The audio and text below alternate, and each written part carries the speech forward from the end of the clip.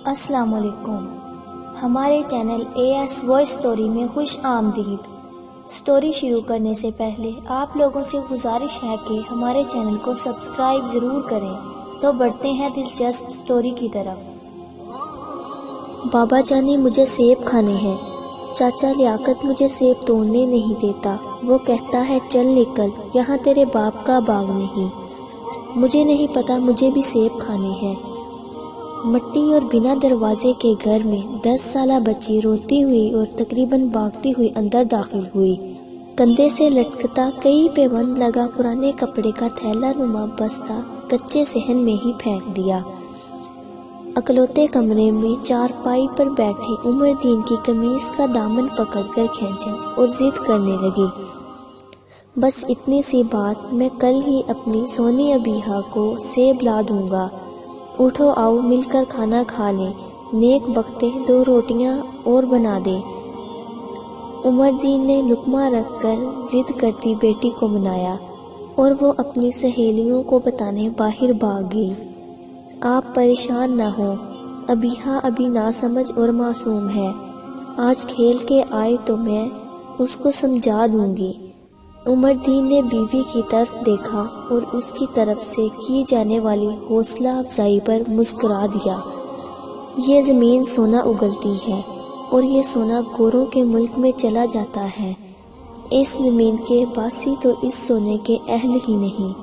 عمر دین نے بے بسی سے کہا اور باہر نکل گیا۔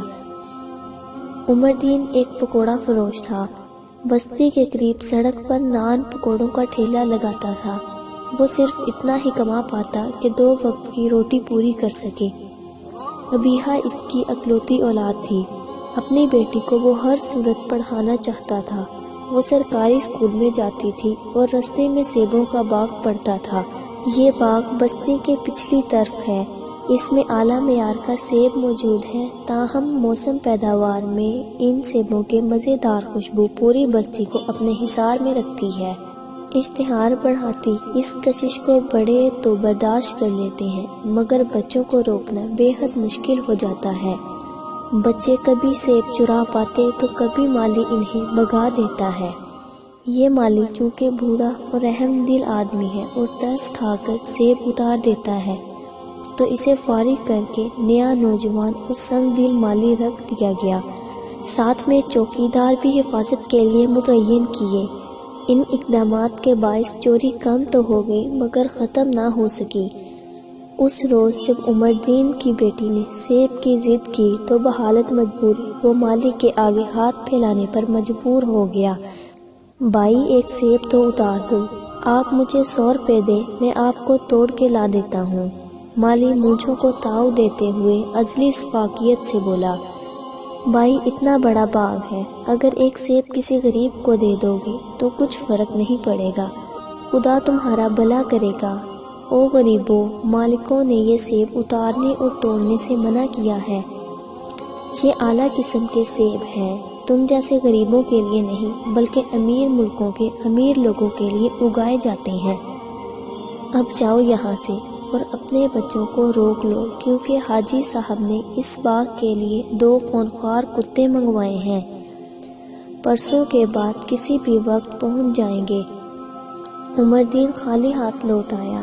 اگلے دن اسکول سے واپسی پر والدین کے منع کرنے کے باوجود ابیہا باغ کی طرف نکل گئی اور اسے جاڑی کے پاس بڑا سیب مل گیا۔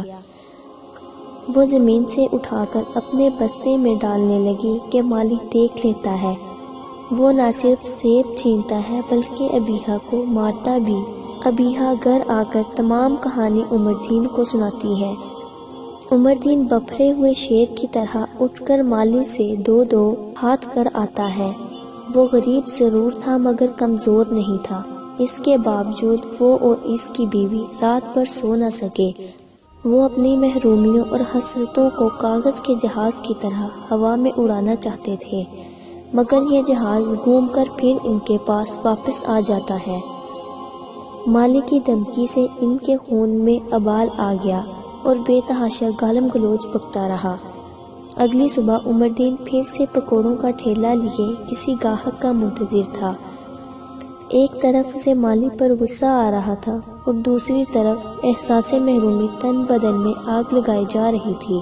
کیا تھا اگر وہ ایک سیب لے جانے دیتا، زمین پر پڑا ویسے بھی خراب ہو جاتا۔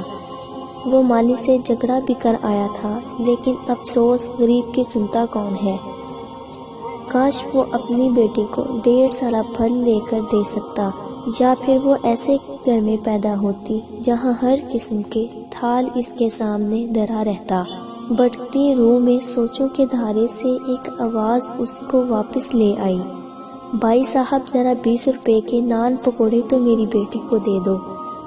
موٹر سائیکل سوار باپ بیٹی تھے، اس کی بیٹی بھی ابیہا کی طرح لگی۔ اس کے ہاتھ میں سیبوں کا شاپر تھا۔ عمر دین نے جلدی سے سر جھٹک کر 20 روپے کے نان پکوڑے کاغذ کے لفافے میں ڈال دیے، جسے وہ مزے لے کر کھانے لگی۔ موٹر سائیکل سوار نے عمر دین کو پیسے تھما دیے۔ آنن فانن موٹر سائیکل یہ جا وہ جا۔ اگلے ہی لمحے وہ موٹر سائیکل ٹرک سے ٹکرا گئی۔ موٹر سائیکل دور جا گری۔ باپ کسی پتنگے کی طرح کئی میٹر دور جا گرا اور بچی موٹر سائیکل کے قریب سر کے بل گری۔ عمر دین بدحواس باپ کی طرف دوڑا، وہ تو پہلے ہی مر چکا تھا۔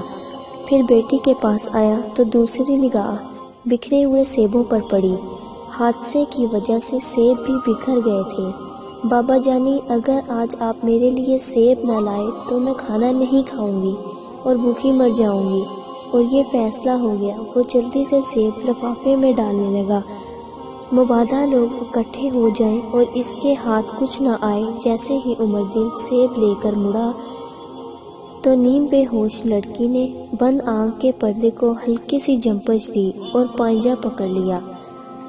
ہلکی سی گرفت کے ساتھ وہ ہلکا سا بڑبڑائی، بابا جانی۔ آنکھوں میں امیدیں زندگی لیے اکھڑتی سانس، خون آلود وجود شاید مدد مانگ رہی تھی۔ میں ابھی آیا بیٹی۔ پھر زمین و آسمان اور دھرتی کا ہر تماج بین خون کے آنسو رویا۔ سیبوں کا وزن انسانیت کے وزن پر حاوی ہوا۔ عمر دین تقریباً بھاگتے ہوئے گھر چلا آیا اور شوپر چارپائی پر لیٹی ابیہا کے سرہانے رکھ دیا۔ تبھی اسے احساس ہوا کہ ابیہا تو بری طرح سے زخمی ہے۔ سر پر بندھی پٹی نے حواس باختہ کر دیا۔ پینو، اس کو کیا ہوا؟ دل بے قرار نے پوچھا۔ آج پھر یہ باغ سے سیب چرانے گئی تھی۔ مالی نے کتا چھوڑا اور پھر بھی مارا۔ کتے نے ٹانگ پر کاٹ لیا اور سر پھٹ گیا۔ میں 2 پٹیاں بدل چکی ہوں مگر خون نہیں رک رہا، تو اس کو اسپتال لے جانا، پینو آنسو پہنچتے ہوئے بولی۔ تبھی کسی نے عمر دین کا دل کو پکڑا اور زور سے دبایا۔ ایک موقع پر وہ بالکل بند ہو گیا، پھر چھوڑا تو مردہ دل پھر سے دھڑکنا شروع ہو گیا۔ اجڑا ہوا بیکار دل بابا جانی کتا کاٹا اور نیم بے ہوش ہو گئی۔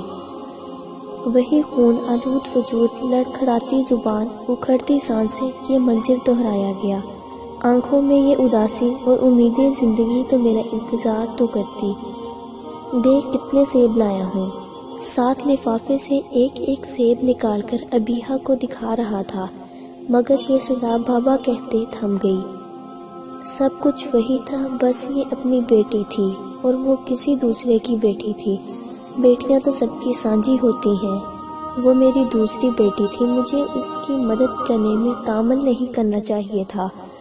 خدا کی طرف سے بھیجی جانے والی اس آزمائش میں وہ ناکام ہو چکا تھا۔ دوسری کی بیٹی کو ناراض کیا، خدا کو ناراض کیا۔ میں نے اس کو مرنے دیا، مالی نے میری بیٹی کو مار دیا۔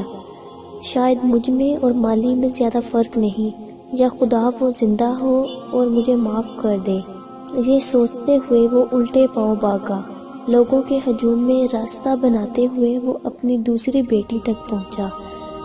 ایمبولینس کے سائرن کی آواز مسلسل آ رہی تھی۔ وہ ساکت آنکھیں اسی زاویے پر ساکت تھیں جس نقطے پر وہ انہیں دہتکار کر گیا تھا۔